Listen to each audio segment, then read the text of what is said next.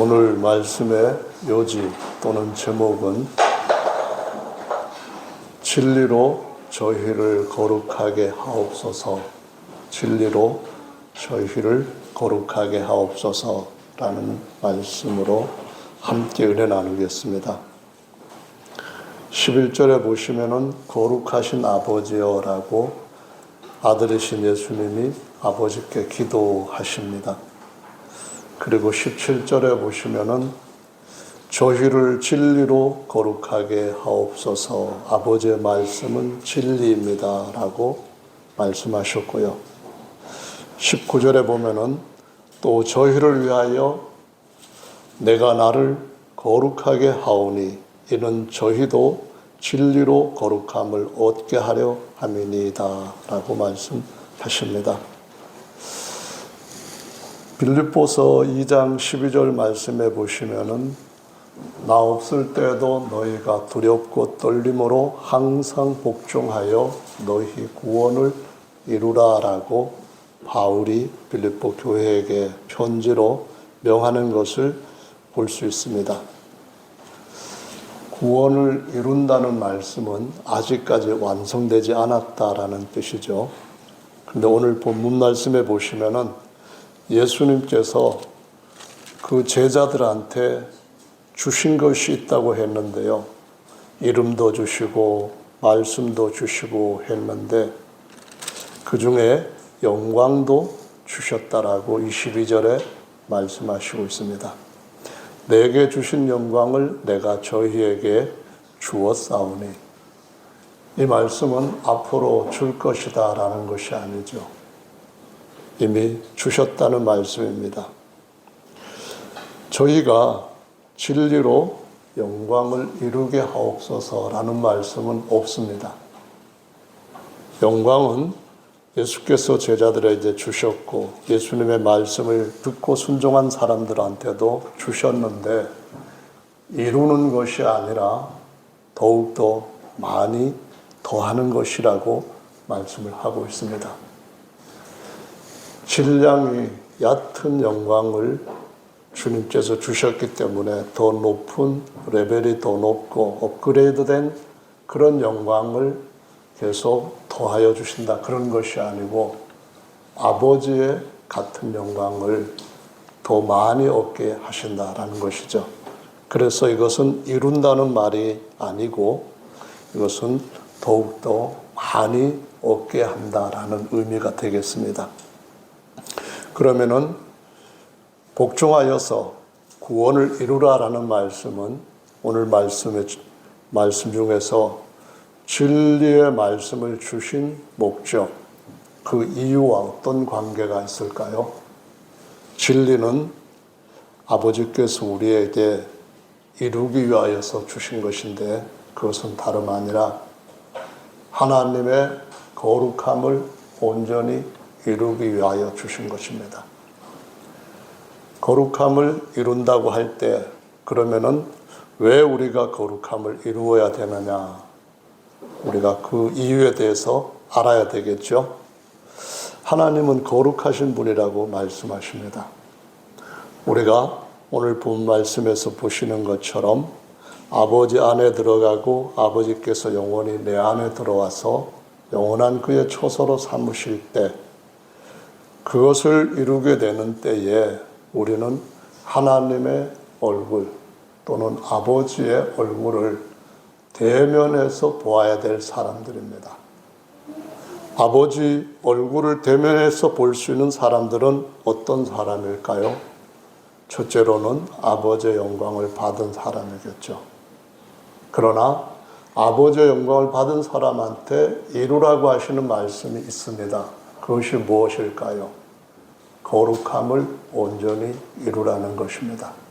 그것은 곧 우리의 구원을 이루라는 말씀과 연계되어 있습니다. 떼놓을 수가 없습니다.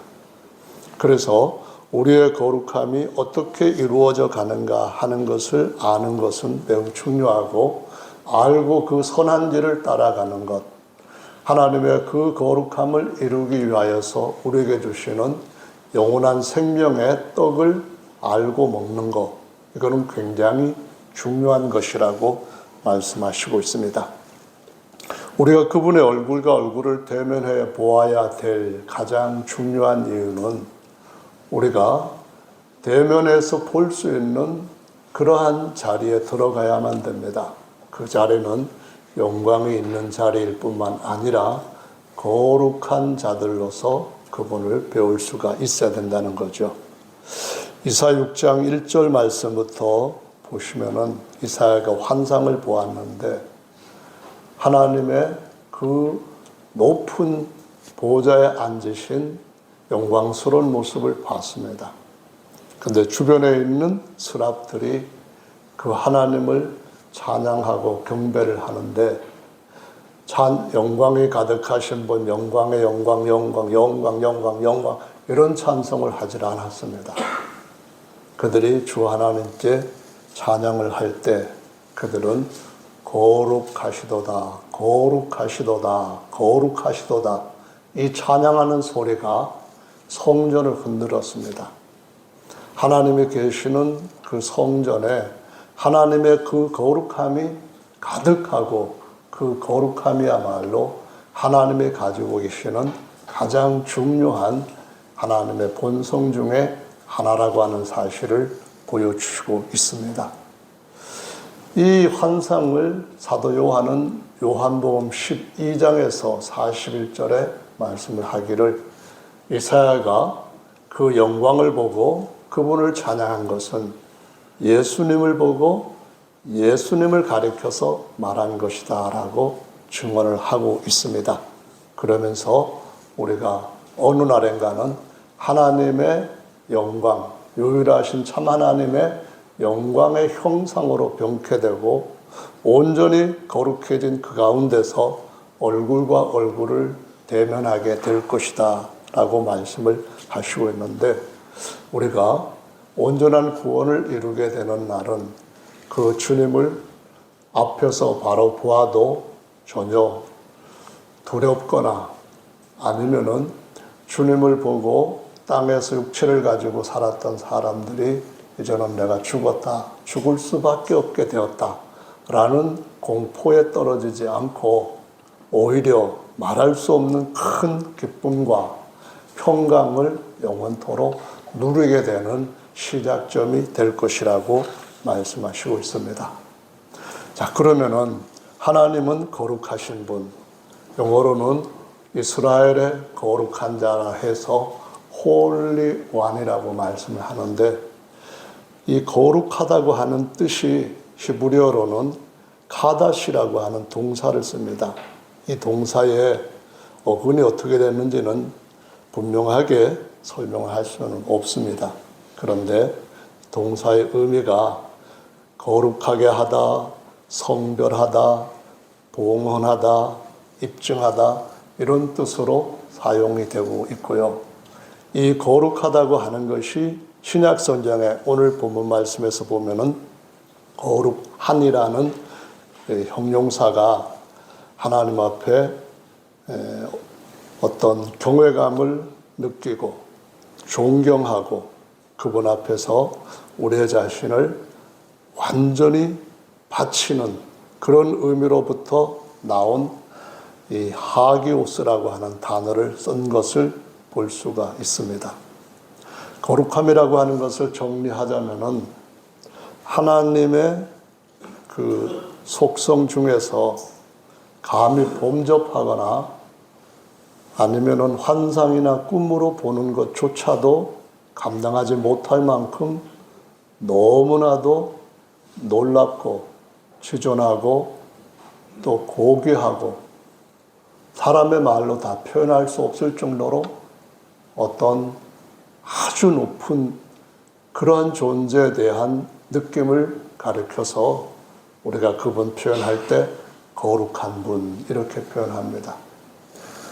그분의 속성이 거룩함이 가장 우선적이고 가장 강렬하다 하는 것은 구약시대나 신약시대에 그분과 연관되어 있는 그분의 속해 있는 속성이나 이름이나 아니면은 다른 여러 가지 부대에 연계된 것들 그걸 나타낼 때 앞에 거룩한이라는 수식어를 항상 붙입니다.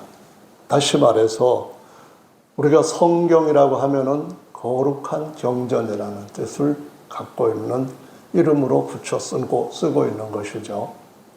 하나님의 영광이 정말 대단하고 그 영광을 우리에게 주셨지만 우리가 하나님의 말씀을 기록한 책을 영광영자, 꽃뿌리 영자를 써서 영경이라는 말을 쓰지는 않습니다.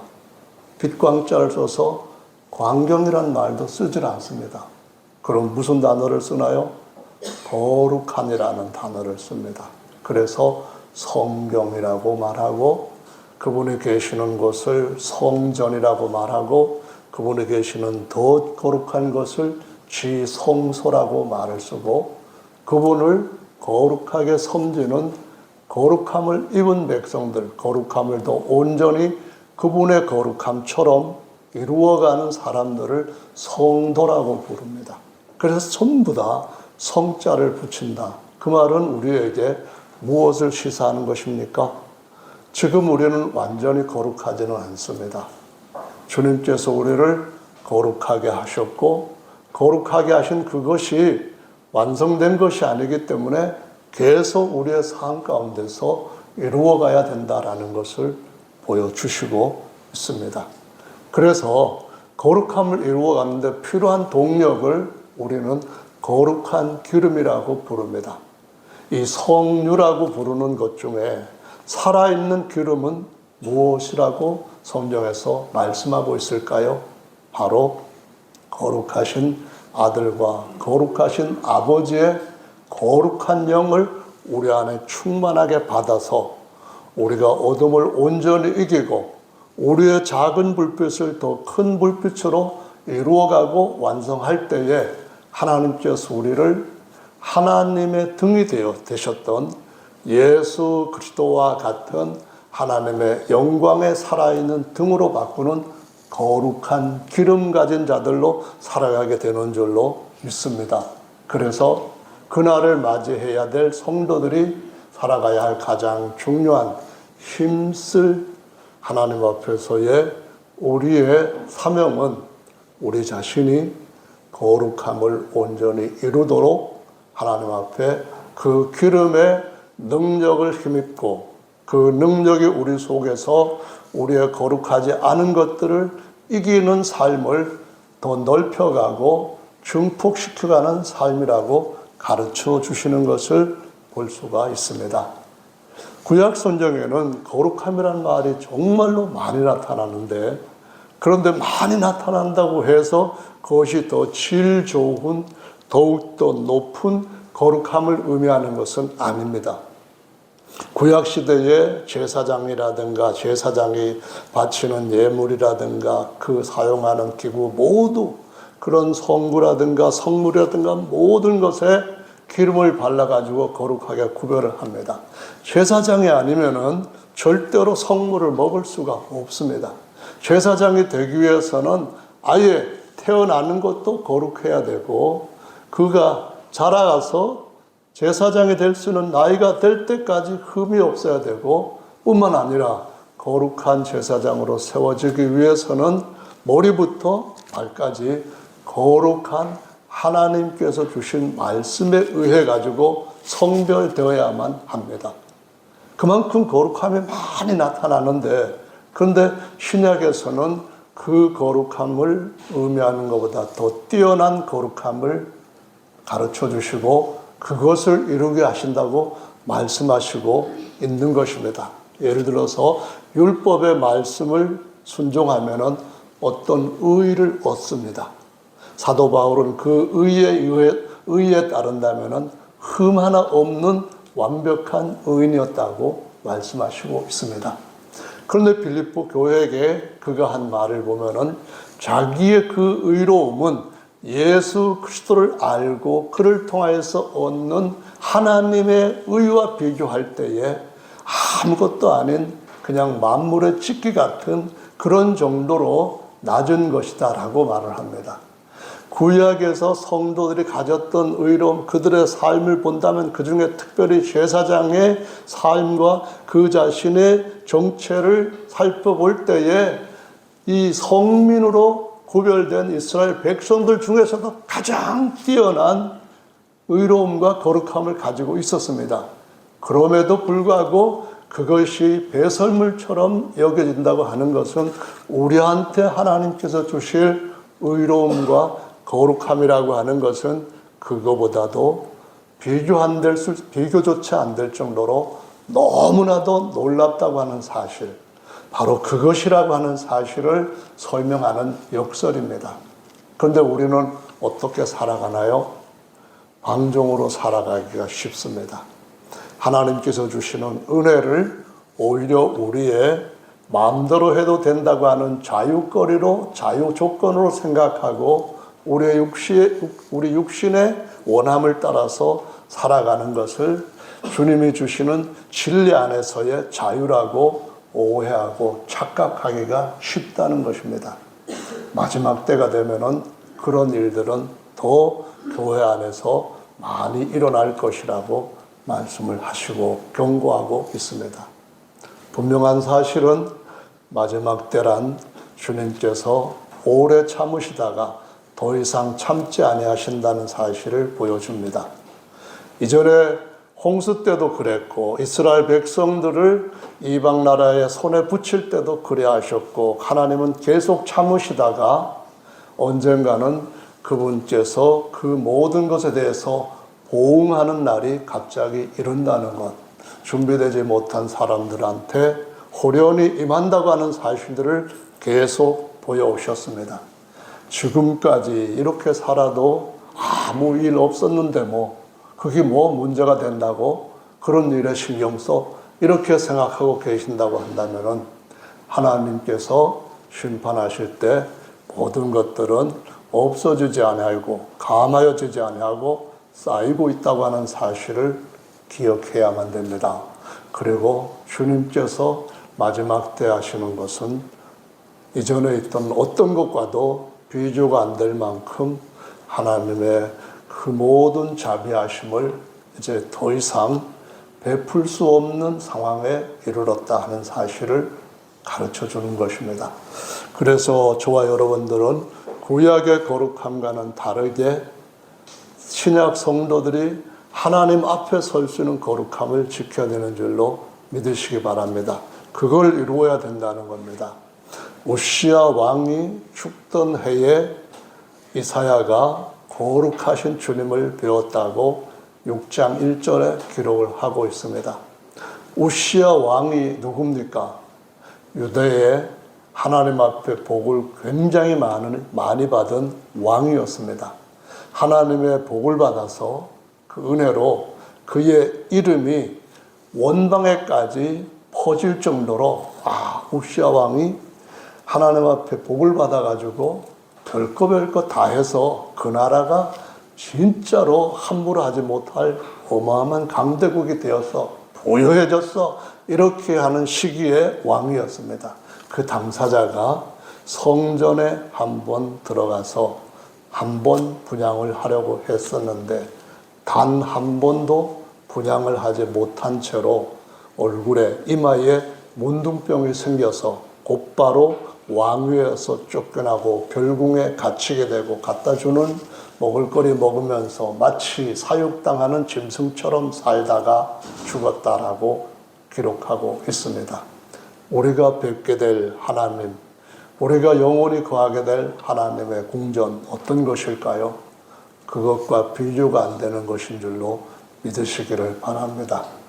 바르게 인식하는 것은 매우 중요합니다. 값없이 받았기 때문에 함부로 해도 된다고 하는 착각은 정말로 우리 인생들을 영원히 고통받는 후회로 집어 던져지게 될 것입니다. 그래서 오늘은 저와 여러분들이 이 부분에 대해서 더 신중하게 하나님께서 주시는 아버지의 말씀은 진리입니다. 우리를 아들로 세우시려고 하시는 아버지의 말씀 그 뜻 안에서 우리가 하나님께서 우리에게 이루실 거룩함을 온전히 이루게 하옵소서라는 그 마음으로 날마다 우리의 입술을 하나님 앞에 하나님께서 우리를 제자리에 세워주시고 양육해 주시도록 간구하는 기름등을 준비한 성도들 되시기를 예수님의 이름으로 축원합니다. 할렐루야. 아멘. 우리가 아버지의 말씀은 그럼 뭡니까? 라고 묻는 사람들에게 답할 수가 있어야 되겠습니다. 아버지께서 주신 말씀은 오늘 본문에서도 아버지께서 내게 주신 영광, 내게 주신 모든 것 다 아버지의 것이었는데 제가 이제는 제자들에게도 주었습니다 라고 말씀을 하십니다. 답이 거기 나와 있습니다. 아버지께서 그 계시를 아들한테 주신 겁니다. 그래서 아버지의 말씀은 아들의 말씀이다 라고 정리가 되는 것입니다. 이 요한복음 17장 17절이 아버지의 말씀은 진리입니다. 그럼 왜 진리를 주셨을까요?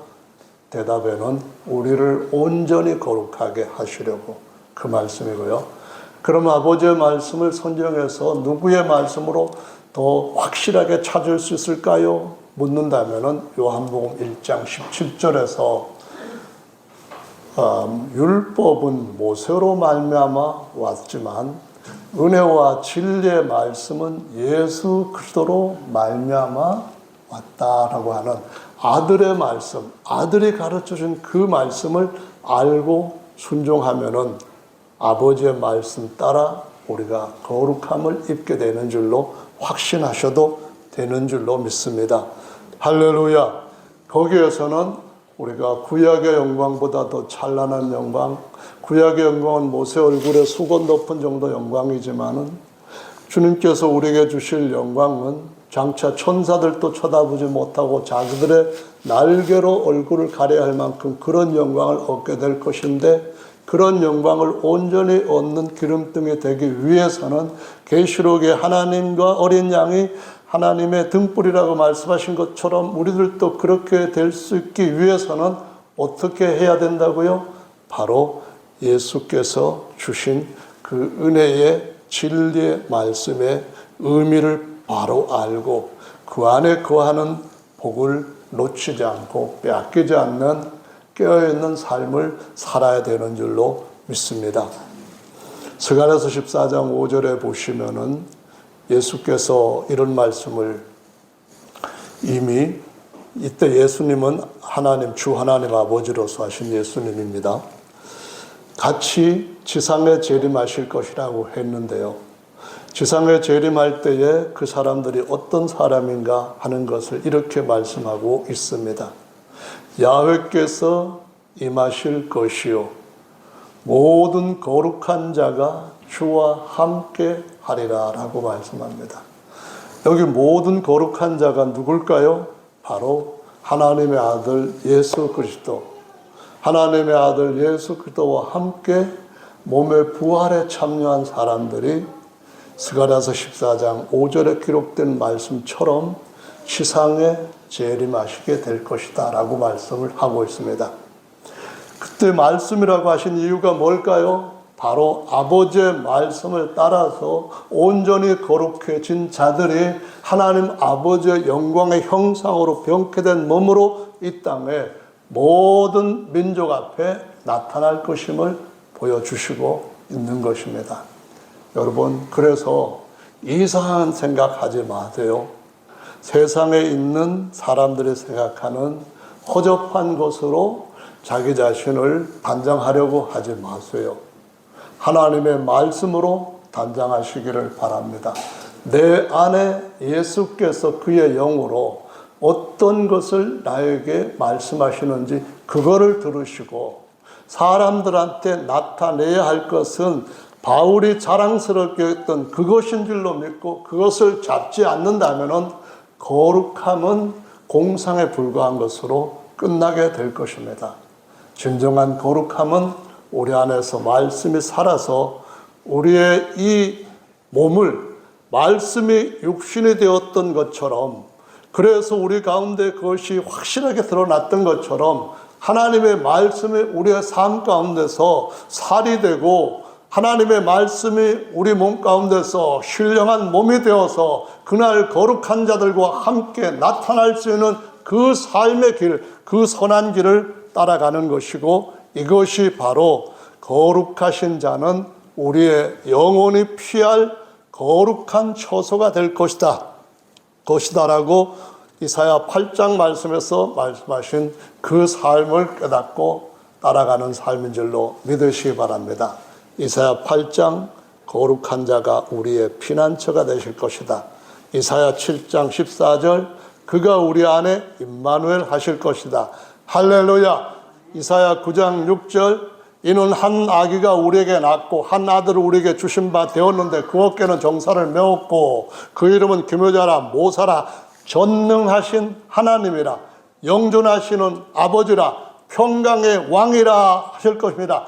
야훼 열심히 그것을 이룰 것이라고 말씀하신 것처럼 우리의 삶을 자기의 영원한 형상으로, 우리의 모든 존재를 자기의 영원한 거처와 자신을 나타낼 수 있는 얼굴로 세우시는 이런 하나님이신 줄로 믿으시기 바랍니다. 그러기 위해서는 우리가 거룩하신 그분 안에 숨어야 되는데, 그러나 이스라엘의 두 집에는 거치는 돌과 걸리는 반석이 되실 것이며 예루살렘 거민에게는 함정 올무가 되시리니라고 말씀을 하시고 있습니다.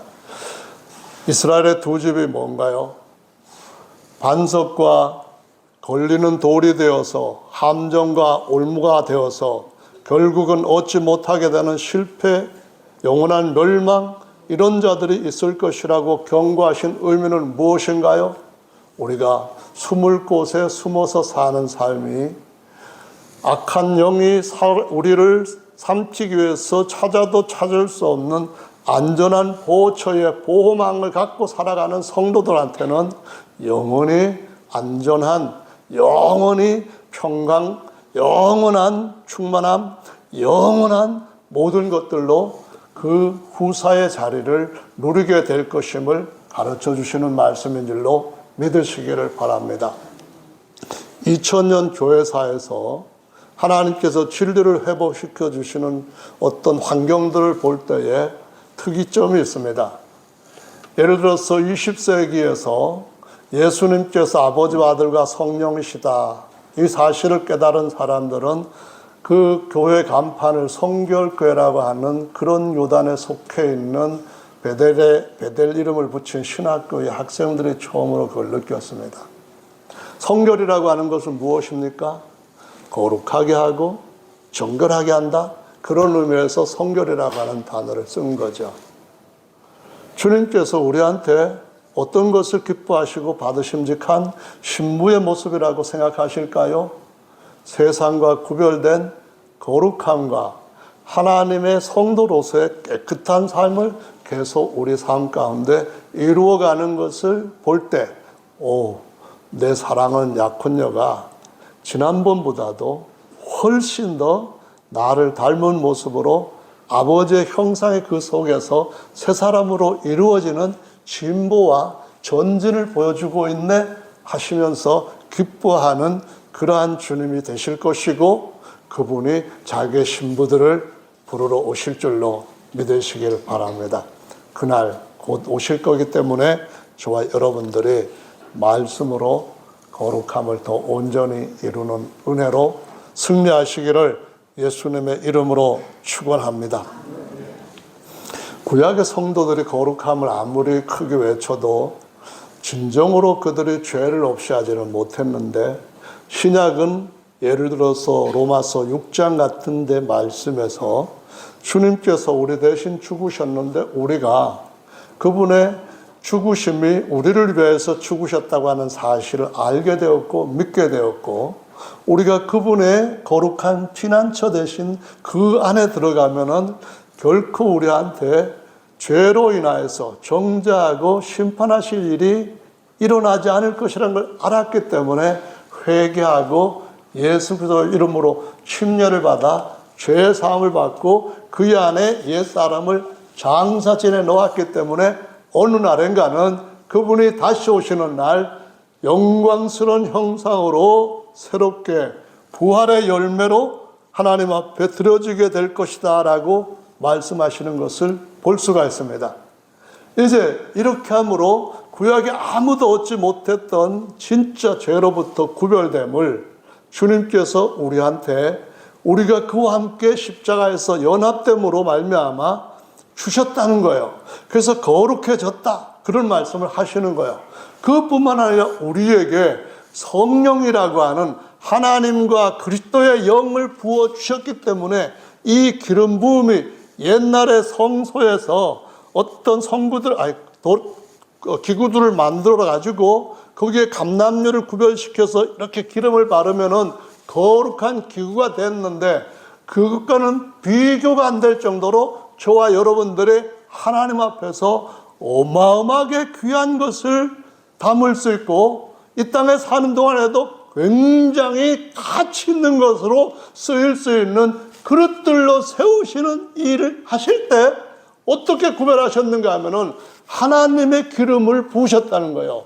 대제사장이신 예수 그리스도 아들의 영으로 말미암아 하나님의 성령 그 거룩한 기름을 우리에게 부으셔서 구별시키셨다는 거예요. 할렐루야! 이러기 때문에 앞으로도 우리 몸까지도 영광스러운 형상으로 병쾌될 수 있도록 계속해서 거룩함에 자라갈 수 있는 하나님의 제사장만이 먹을 수 있는 떡, 진설병 중에서 진짜 떡을 먹고 살아갈 수 있는 자리에 자격을 주셨다라고 말씀하시고 있는 거예요.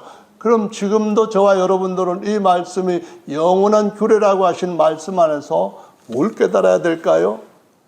내가 거룩한 제사장으로서 하나님 앞에서 거룩한 떡을 먹으면서 살아갈 수 있는 자격이 있는가 생각을 해야 돼요. 내가 거듭났다고 한다면은, 내가 그리스도와 함께 물과 성령으로 거듭났다고 한다면은, 그럼 내가 지금도 성소에서 먹어야 되는 그 떡을 잘 먹고 있는가?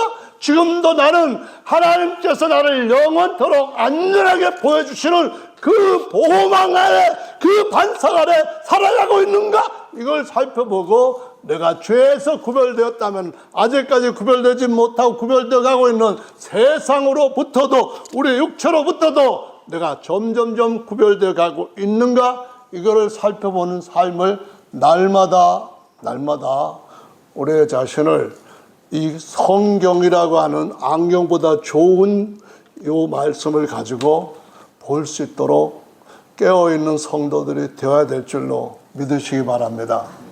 거룩함이 얼마나 중요한지 성경에 너무나 많이 나오기 때문에 그것을 짧은 시간에 다 얘기는 할 수는 없습니다만은 어쨌든 거룩함이라고 하는 것이 온전히 이루어지게 되는 과정은 6장에서 로마서 6장에서 그 말씀을 해서 너희 몸을 의의 지체로 의의 병기로 들여서 거룩함에 이르라라고 19절에 말씀하신 것 같은 이런 말씀이 내가 어떻게 해야 되는가 하는 것을 확실하게 깨닫고 그 말씀을 꼭 붙잡으면서 살아야 된다라는 것을 기억하시기를 바랍니다. 로마서 6장 말씀에서 그런 말씀들을 하셨잖아요. 몸의 사욕을 순종치 말고 의의 병기로 하나님 앞에 드리라 이런 말씀을 하셨는데 로마서 8장에 가보면은 어떻게 또 말씀을 하시고 있는가요? 그러므로 형제들아 우리가 육신대로 살 것이 아니고 육신대로 살면 반드시 죽을 것이로되 영으로서 몸의 행실을 죽이면 살리라. 그리스도 안에 있는 자들한테는 결코 정죄함이 없다. 그러니까 거룩한 반석 보호처가 되는 그리스도 안에서 살아라. 이 말씀을 하시면서 그러하면은 하나님의 영을 쫓는 자들은 그날 아버지의 영광의 후사로서 함께 그리스도 앞에 설 수 있게 될 것이다 하고 은혜와 진리의 말씀에 대해서 아무나 다 사모하고 귀한 것을 찾는 사람들한테라면은 진짜 떡을 먹어야겠다라고 제대로 된 떡을 찾는 사람이라고 한다면은 다 깨닫게 해주신다는 말씀을 하시고 있습니다. 여러분 깨달으셨으면은 여러분은 정말 하나님께서 그 어떤 존귀한 천사들보다도 더 존귀한 자들인 줄로 아시기 바랍니다. 예수님 다시 오실 때는 거룩한 천사들을 보내어서 천사들 자기들보다 더 거룩한 자들을 모시러 섬기기 위하여서 보낸 영으로서 그 사명을 온 천하 모든 땅에서 감당하게 될 줄로 믿으시기 바랍니다. 우리가 예수 그리스도와 같은 영광의 형상에 이르기 위해서 거룩한 자로 계속해서 자라가고 이루어가는데, 그때의 천사들은 스라비라고 하는 천사들이 그 예수님께 어떻게 했던 것 같은 그런 관계에서 우리가 그와 같은 형상으로 변케 되는 바로 그 현상, 그 상황이 그대로 그날 나타나게 될 때에 우리가 천사들 앞에서 어떤 대우를 받게 될지를 하나님의 지각을 가지고 계시는 분들이라고 한다면 이 시간 이해하시고 그 기대가 더욱더 이전보다 커지게 될 것이라고 믿습니다. 여러분, 거룩한 천사들과 함께 예수께서 오십니다. 그때 그 천사들이 쳐다보지도 못할 만큼 거룩함과 더 뛰어난 영광으로 우리가 주님을 딱 마주 뵙게 될 줄로 믿으시기를 바랍니다. 얼굴과 얼굴을 대하여 볼 것이고, 그때는 주께서 나를 아신 것처럼 나도 온전히 알 것이라. 주께서 우리를 온전히 아신 것처럼 우리도 온전히 알 것이다. 이 말씀도 그대로 이루어지게 될 줄로 믿으시기를 예수님의 이름으로 축원합니다. 이 말씀들은 많은 성경에서 기록이 되고 있는 것이고 수없이 말씀을 드렸던 것이고, 흔하다 보니까 나는 저 말씀을 알고 있어 이렇게 그냥 가볍게 생각할 수도 있는 말씀이라고 여겨집니다.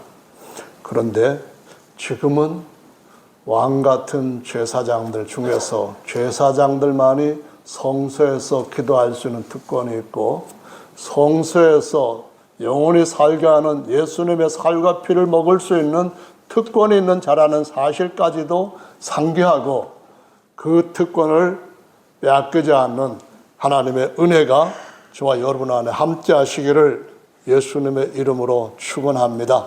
할렐루야. 각설하고요. 로마서 12장 1절의 말씀에 보시면은, 그러므로 형제들아 내가 하나님의 모든 자비하심으로 너희를 권하노니, 너희 몸을 드리라고 할 때는 몸만 드리라는 건 아니잖아요. 마음을 드리는 것이 더 우선돼야 되잖아요. 근데 마음으로 찬양을 한다는 말씀에다가 몸으로 찬양한다고 할 때에 어떤 것인가요? 중요한 것은 다 드려야 되는 거예요. 하나님이 받으심직한 것이 몸만도 아니고 마음도 받으시고 온 영도 받으셔야 되는 거니까 다 드려야 되는데, 어떤 사람들은 영으로 하나님을 예배한다고 해요. 어떤 사람들은 마음과 생각도 원함도 다 하나님의 뜻대로 한다고 고백을 해요.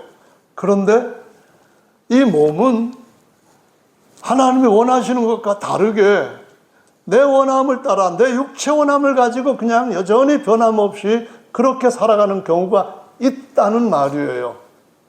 하나님께서 우리 안에 거룩함을 주셨잖아요. 그러면 하나님께서 우리가 하나님 앞에 진설병도 먹을 수 있고 거룩한 예복을 입고 하나님 앞에 제사를 하고 분향할 수도 있는 특권을 받은 거예요. 그런데 어떤 사람은 성소에서 할 수 있는 일을 성소 밖에서 할 수도 있는 것처럼 오해하면서도 살고 있다고 하는 거예요. 근데 거룩한 예복을 입고 성전 밖으로 나가면은 그 거룩한 제사장이 어떻게 되는지 성경에서 기록하고 있는 말씀을 아시죠? 하나님 앞에서 거룩한 예복은 성전 안에서 진짜 하나님의 말씀대로 세움을 받은 제사장만이 할 수 있는, 죽지 않고 누릴 수 있는 특권인 줄로 믿습니다. 우리가 받은 이 특권이 보통 것이 아니라고 하는 사실을 기억하시기를 예수님의 이름으로 축원합니다. 우린 세상에서 임금되고 세상에서 권력 부귀 누리고 그러는 것에 대해서는 일찍 내려놓은 사람들입니다. 만약에 그것이 우리를 계속해서 하나님께로부터 받은 이 놀라운 특권과 은혜를 바꾸자고 하는 유혹으로 우리한테 가까이 다가와 속삭일지라도 우리는 예수님의 성령의 음성을 듣는 아버지의 아들로서 살아가는 사람들인 줄로 믿습니다. 아버지의 말씀이 진리이기 때문에 내가 아버지라고 부를 때 나는 하나님의 아버지로 지금 서 있다고 하는 것을 의미하고, 내가 만나고자 하는 것은 내 아버지께서 내게 주실 유업의 그날에 그 자리에 설 것이라고 하는 소망 가운데 사는 것이기 때문에 내 아버지 집에는 천사들이 얻지도 못할 어마어마하게 많은 영광과 권세와 능력과 부가 영원토록 만유를 채우기에도 부족함이 없을 정도로 충만하게 있다는 사실을 우리는 알고 있습니다. 여러분, 이것이 우리의 영의 속에서 지금도 꺼지지 않는 불길처럼 우리의 삶을 계속해서 전진하고 그분께서 승리하신 것처럼 승리의 길로 나가라고 밀어주고 당겨주고 있는 요인이 되고 힘이 되는 줄로 믿습니다. 우리는 그런 삶에 지금 얼마 안 있으면은 그 앞에서 관쓰게 될 그 자리에까지 온 사람들입니다. 머지않아 예수님의 그 영광스러운 앞에 얼굴을 영광스럽게 바뀌어진 상태로 대면에서 볼 약속들을 확실히 인침받고 초청받은 사람들인 줄로 믿으시기 바랍니다. 이 초청장 안에는 그분께서 절대로 변하지 않는다는 그분의 인장 반지의 성령의 인침이 있는 확실한 약속을 가지고 있는 자들로서 주님 가까이 가고 있다고 하는 사실을 믿으시기를 바랍니다. 할렐루야. 그래서 주님이 오실 때가 가까우니 마지막 때는요, 데살로니가 교회가 그 엄청난 핍박과 환난을 당했는데 그것이 그들한테는 자극이 되어서 이 세상 소망이 없고 오직 예수님 빨리 오셨으면 좋겠다고 하는 그 기다림 속에서 이런 징조가 나타나면 예수님 오신다고 했는데 지금 오실라나 해가지고 곧 금방 오실 것이라고 동심하는 일이 일어났다는 거죠. 그래서 바울이 가기는 어려운 상황 속에서 편지라도 보냈던 거죠. 그래서 첫 번째 보낸 편지에서 계속 말씀하시는 것은 예수님 곧 오신다, 예수님 곧 오시는데 이런 징조가 나타나면 그때다, 이 말씀을 하면서 그때 나타날 것이 언제인 걸 아는 것보다도, 그 시기와 때를 아는 것보다도 더 중요한 것은 뭐라고 했습니까? 그분의 거룩함을 온전히 이루어가는 것이라고 말씀을 하시고 있습니다. 데살로니가 전서 1장 말씀부터 쭉 보십시오. 거룩함을 온전히 이루어가는 것이 얼마나 우리 각자 자신이 우리 속에서 일어나고 있는 영적인 내전 속에서 반드시 이겨야 될 너무나도 가치 있는 전쟁을 치르고 있다라고 말씀을 하고 있는 것입니다. 데살로니가 전서 말씀 4장을 한번 보실까요? 4장 찾으셨으면 같이 보겠습니다. 4장 이번에는 7절 말씀을 보시겠습니다. 4장 7절부터 8절까지 같이 읽어보겠습니다. 시작.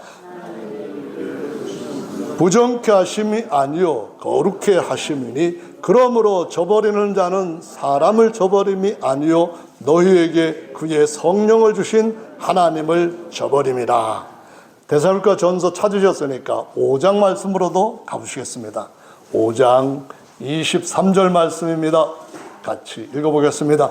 시작. 평강의 하나님이 친히 너희로 온전히 거룩하게 하시고 또 너희 온 영과 혼과 몸이 우리 주 예수 그리스도 강림하실 때에 흠없게 보존되기를 원하노라. 할렐루야. 이 말씀이 긴 내용이기 때문에 마무리를 하겠습니다. 주님께서 우리를 주님이 다시 오시는 날 전인적인 구원을 이루게 하신다는 거예요. 전인적인 구원은 뭐라고 했는가 하면은 주님이 우리를 온전히 거룩하게 하시는데 그때 온 영과 혼과 몸이 거룩해져서 흠이 없게 하시기를 원한다라고 말씀을 하시는 거예요.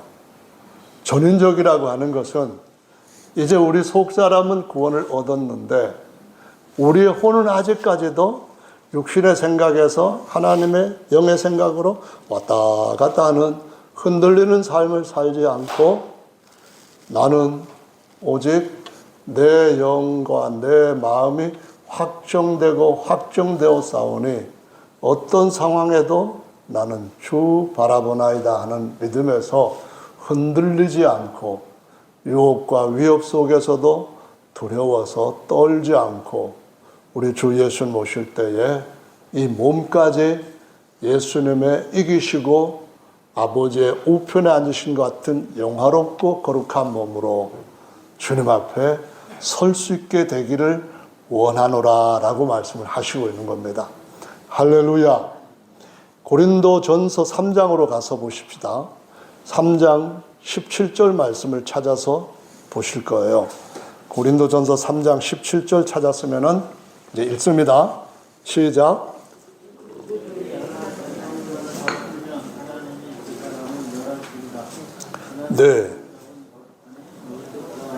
네. 이 말씀은 앞에 보면은 하나님이 성도들을 하나님의 성전으로 세웠는데 하나님께서 우리 안에 성령 주셔서 하나님의 거룩한 전으로 세운 상태에서 이 집을 온전히 세우시고 아 이거 건축 이제는 진짜로 완공이 됐구나 라는 그날 인정되고 몸이 하나님 앞에 영광스러운 몸으로 바뀌기까지는 뭐 어떻게 되는가 하면은 앞에 있는 10절 말씀부터 보시면은 뭐가 되냐면은 우리의 몸이 성전 재료가 될 때 풀이나 나무나 집과 같이 되지 말고 금같이 되어야 된다 이 말씀을 하시는 걸 볼 수 있어요. 믿습니까? 아멘. 나무나 풀이나 아니 집이나 풀이나 아닌 금과 은과 같은 그러한 재료로 딱 되게 된다 이 말씀을 하시면서 고린도후서 7장 1절에 가보면은 예수님께 주신 이 약속을 가진 우리가 하나님을 두려워하는 가운데서 온전히 거룩함을 어떻게 이루어 육과 영의 온갖 더러운 것에서 우리를 깨끗이 하자 이 말씀을 하시는 걸 볼 수 있습니다. 베드로전서 가보십시다. 베드로전서 이번에는 어디를 보시는가 하면은 1장 말씀입니다. 1장 6절 그러므로 너희가 이제 여러 가지 시험을 인하여 잠깐 근심하게 되지 않을 수 없었으나 오히려 기뻐하는도다. 7절 찾으셨으면 읽어보시기 바랍니다. 시작.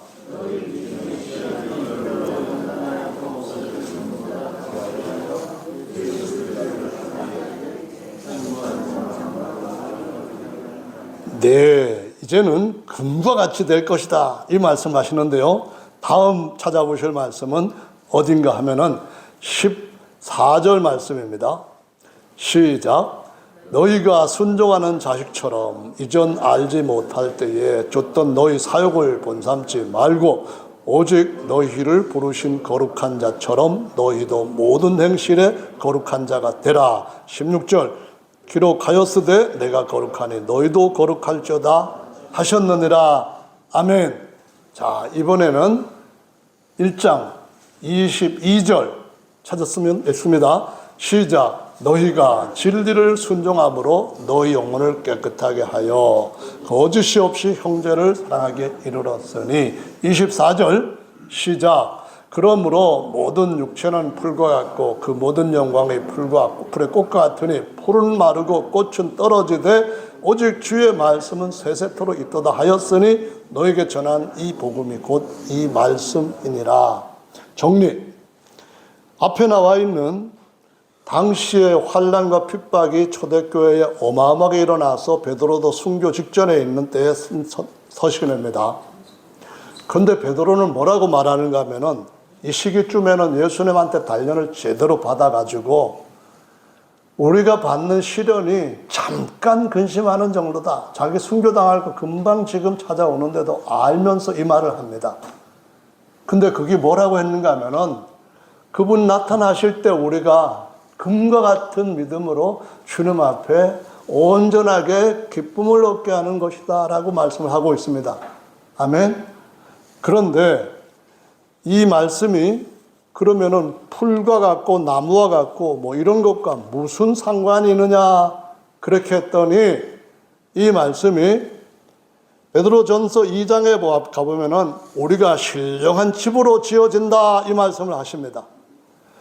3장에는 침례받은 사람들은 그리스도 안에서 주님 다시 오실 때에 그분과 함께 앉게 될 것이다 이 말씀하시면서 4장 이제 마무리로 마치겠습니다.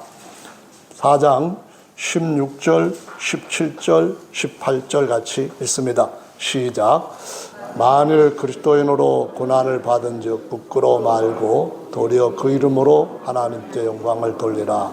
하나님의 집에서 심판을 시작할 때가 되었나니 만일 우리에게 먼저 하면 하나님의 복음을 순종치 아니하는 자들의 그 마지막이 어떠하며 또 의인이 겨우 구원을 얻으면 경건치 아니한 자와 죄인이 어디 서리요? 아멘.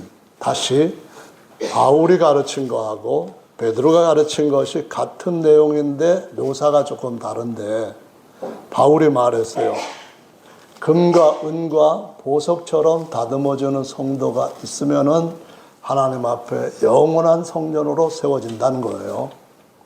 반면에 나무나 짚이나 풀과 같이 따라가는 그러한 재료가 된다고 한다면은 불타버린다라고 말씀을 하시는 거예요. 아멘. 베드로는 그 뜨거운 불 같은 환난 속에서도 금 같은 것으로 나오는 것을 자신들이 앞에 겪고 있는 걸 가지고 가르쳐주고 있는 거예요. 그러면서 2장에서는 우리가 그 성전으로 무슨 재료가 되어서 지어져 가는지 보아라 하고 눈 뜨라고 귀 열리라고 말씀하시는 거예요. 아멘. 그리고 4장에서는 뭐라고 하는가 하면은 하나님의 집에서 심판을 시작할 때가 되었으니 하나님의 집에서 심판을 먼저 하신다고 한다면은 나무나 짚이나 풀 같은 그러한 인생들은 아무리 성전으로 시작을 했다 할지라도 끝남이 어떻게 되겠느냐 이 말씀을 하시고 있대요. 저와 여러분들이 성전으로 영광의 하나님의 형상으로 변케되는 가장 중요한 성취해야 될 우리의 삶에 힘쓸 부분이 뭐라고 가르쳐주고 있어요? 우리 영과 온혼과 우리의 몸이 그분 앞에 거룩하게 다 받아들여질 수 있도록 온전한 거룩함을 이루어라 라고 가르쳐 주시고 있다는 겁니다. 핍박도 없는 시대에 우리가 하나님 앞에서 말씀을 잘 못 지킨다면은 핍박을 받게 될 때는 더 지키기가 어렵겠죠. 우리가 지금은 그리스도의 거룩함으로 온전히 이루어야 될 부분에 직면해 있는 때인 줄로 믿으시기를 바라고 거룩한 그릇이 되면은 하나님 쓰시기에 합당하여서 그곳에서 하나님의 기적이 일어나고 교회의 부흥이 일어나고 온 세상이 소망을 거기서 발견하고 함께 거룩한 자로 임하게 될 날이 올 줄로 믿으시기 바랍니다. 거룩해지면은 그 거룩한 자리에 올라가게 될 것입니다. 다 같이 함께 기도하는 시간 갖겠습니다.